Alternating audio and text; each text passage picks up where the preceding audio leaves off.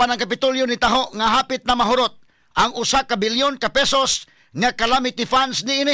Straight to the Kini point. gumikan sa nagsunod-sunod mga higala nga mga katalagman sa Subo. Straight to the Naot point. punta mahigala nga wa nay maabot nga katalagman ha.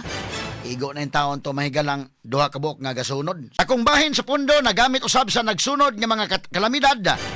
Una ang magnitude 6.9 nga linog nga naigo sa Northern Cebu ug ang dakong kadaot nga namugna sa Bagyong Tino.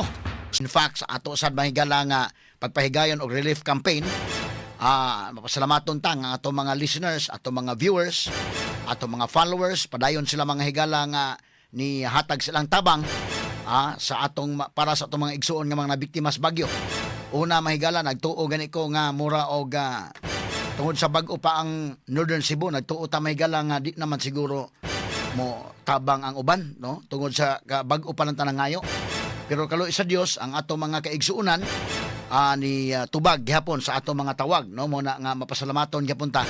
Unya padayon ming nanuktok sa iyong kasing-kasing kay sige pa man ang atong relief campaign gyud. Kay daghan-daghan mga kay biktima in town sa Bagyong Tino. Ang atong update karon mahigala ni abot na ta og 2.8 million pesos kapin.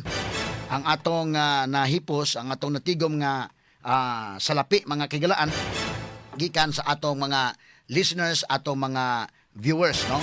Hinaot punta nga maka do na pay kuan, no? Pero ato ning i-update karon nga total basi pag naa pa ni mosulod sa dugang kay medyo dako day gasto gid oy. Dako gasto may gilang relief operation ha. Kay atong apuran man mga higala og kining mga gi-repack na to nga mga relief goods ang atong mga kaigsuunan.